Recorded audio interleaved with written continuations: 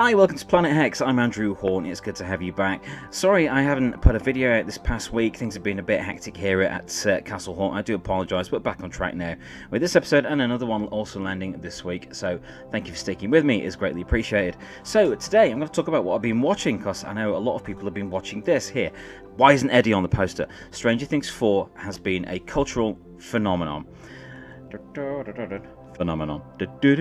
Sorry, couldn't resist. You know, it's brought Kate Bush back into the general populace's awareness.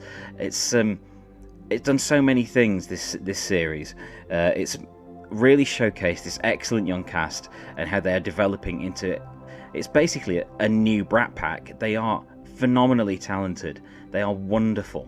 There were some elements of this series I didn't really get on with. I thought the stuff that happened in a certain other country went on far too long, and I thought it took its time a bit in getting to where it needed to be to set everything up for the finale. But yeah, I've watched the finale, the last two episodes last night. Stayed up far too late watching those. You know, it comes in at 4 hours in total, so that's not actually. It doesn't feel like 2 episodes. That's four episodes, basically. But you know, there was the 1.5 hour penultimate episode and the 2.5 hour finale, and it was a really good payoff. I loved a certain musical scene, involving Eddie. By God, that was fun, especially after running up that hill. I thought they were going to stick to more safe 80s stuff, but it was good to see something a bit more exciting. Not that Kate Bush isn't exciting. I love that song dearly, and I am guilty of replaying the running up that hill scene many times. I think it's just a phenomenal piece of TV, and that sums up Stranger Things. It's got Stranger Things 4. This is the best series since Series 1, in my opinion. It's really excellent, and it's got the Amblin feel to it again. It's a bit scary, it's exciting, it's funny, it's sad, and it really grips you, thanks mainly, honestly, despite all the special effects and all the epic scale of it and the creature effects and things, it's down to this cast that it works so well. They are excellent. I would say they are a new Brat Pack.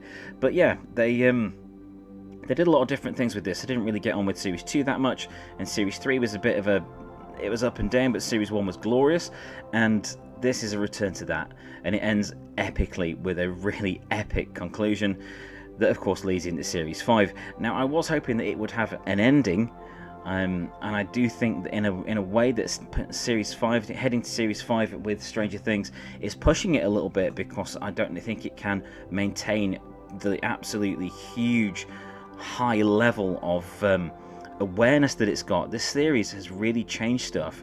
You know, the whole running up that hill thing, there's the things about the cast and the characters, what would happen to them, who would die, who would live, what would happen. You know, it's really caught the attention of the populace, and it's cross genres, it's cross generations. It really is something that everyone, well, I wouldn't say everyone, because nothing is enjoyed by everyone, but it is something that a lot of people are really clubbing together and enjoying lately, and that's awesome. That's really cool. It was really nice to see all the Nightmare on Elm Street references in it. Aside from Robert Englund, there's a lot of nods to Nightmare on Elm Street in this series. I'm not gonna lie. At one point, I did hear the sound effect for Freddy's gloves going across metal, and I was there for that. So this was a lot of fun. It was really a lot of fun. Some of it was a little bit too not laboured. It took a bit too long to get to the point, but that's just the nature of these things. They do need a slow burn in order to have the really quality payoff, and it does have a really good payoff.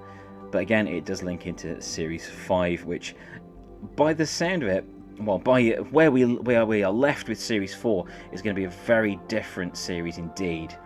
A really different series indeed. I mean, it'd be completely different to all 4 that have gone before it, and I really hope that it does have the payoff that Stranger Things deserves, because this has been an excellent TV experience. I don't usually get into things that are huge at the moment, and you know, when a lot of hype puts me off stuff, but this is one case where it didn't just justify the hype, it completely excelled in every way. Stranger Things Series 4, an absolute winner. Watch it if you haven't.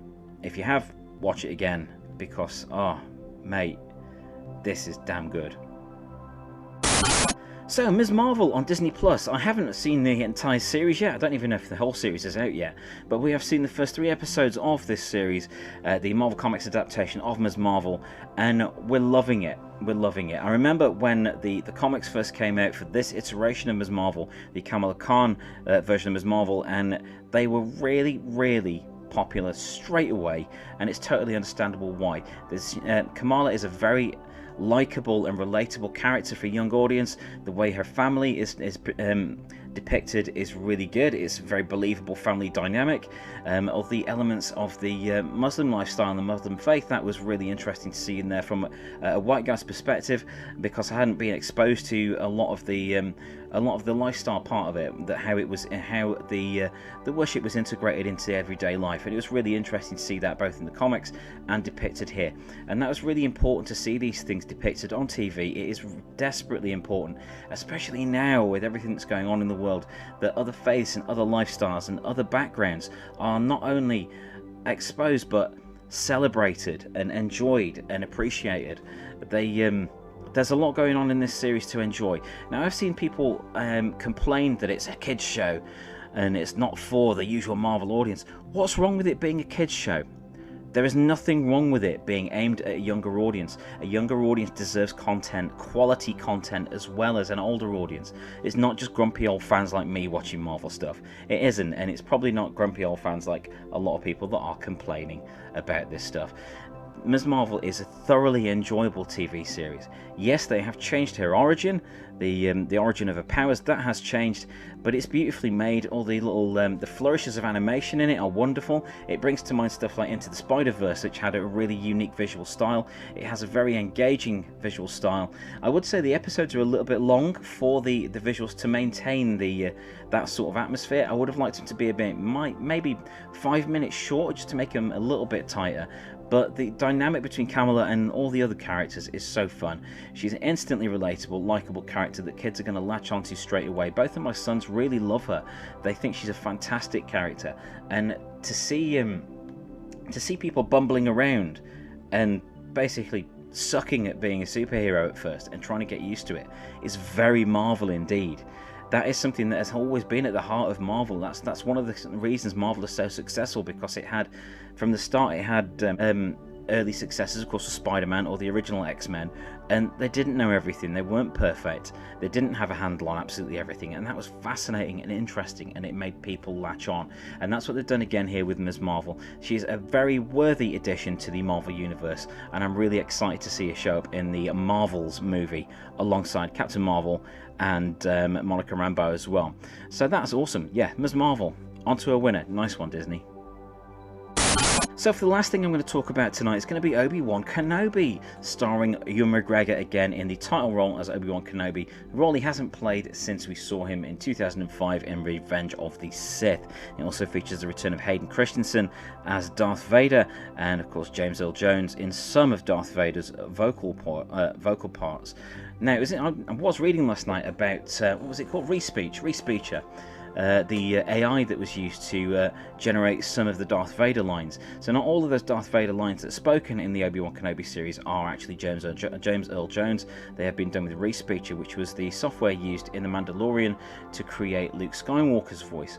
And it was it's an interesting thing, but this Obi-Wan series, it does feel like a movie that has been stretched out. So I think this was like the basic idea of the Obi-Wan movie that was going to be made, but which never came to fruition for one reason or another, and it just it does feel like it was split up into these parts and extended.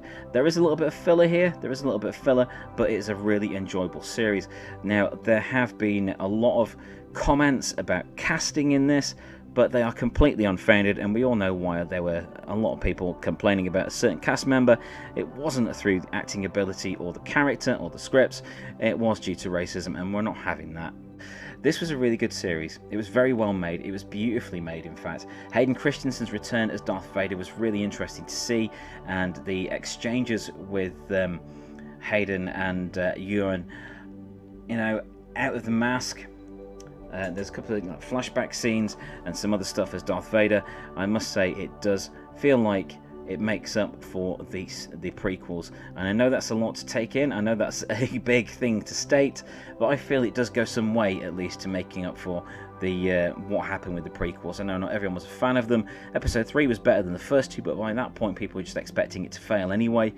And we've had the sequels that were kind of polarizing. I enjoyed them, all three of them, but they were still kind of polarizing, and it's just been interesting to see how people have reacted to this. I thought that Ewan McGregor was beautiful in this. I thought he was incredible. His performance was lovely, and as the series goes on, you can hear more and more of the Alec Guinness Obi-Wan Kenobi in his voice, especially in the last line that he speaks, one of the last lines that he speaks. There's a lot here to love for Star Wars fans old and new. If you like the original trilogy, you're going to love it. If you liked the prequel trilogy, you're going to love it even more. And it does further embellish the Star Wars canon and Star Wars lore that we have all come to know and love. This is not something that is just solely aimed at nerds. It isn't. This is Star Wars. It's a cultural phenomenon that's been going for over 40 years now. Is it over 40? I've lost track. I'm 40. I'm over 40. So yes, it is over 40 because it's a year older than me. I'm 43. So it's really good. It does hold up together well. It does have, I could say, a little bit of padding, a little bit of filler here and there, but that's the nature of TV. These things have to meet a runtime, but it is well worth seeing, and there are lots of lightsabers. Can't go wrong with that. I know some people had an issue with how the Inquisitor looked, the Grand Inquisitor, and I get that. I didn't recognise him originally when I first saw the trailer. That's in another video on my channel. I didn't recognise him straight away as the Inquisitor because he looked very different to how we'd seen him in the animated shows, and that's a shame because I think they dropped the ball a little bit. Not with the performance of the Grand Inquisitor, but the look. It wasn't sinister enough. It looked a bit like cosplay to me, personally. But I really liked it. I really liked all the links to both the original trilogy, the prequels, and, you know, there was a little foreshadowing of what's to come in the other shows like Ahsoka and so on. So this was a really good a result. I think it was a really good result what came out of this. I think Lucasfilm and Disney have done a great job with this, and it does not look like TV. It is gorgeous. Some of the effects are just stunning. The backdrops, they don't have the that is something that bugged me about the prequel trilogy. The backgrounds, the sets were just so fake. I know that it was still like the early days of a lot of digital stuff and a lot of fully rendered CGI locations and so on, but some of those locations just looked awful. But that has been rectified here, and it just looks fantastic in every way, and it is a great achievement, and it's a welcome addition to the Star Wars canon. So thanks for joining me for this episode of Planet Hex. If you like the episode, please do like and subscribe, and leave me some comments if you think differently than I do on these the things I've reviewed. Please do leave me a comment. I'd be more than happy to discuss that with you. There's a lot more content coming. I've got a video on Stephen King coming out this week. I've also got some more VHS stuff coming very soon. One of which is very exciting indeed, and I'm really looking forward to getting that out to you. But yeah, for now, thank you ever so much for joining me for this episode of Planet Hex.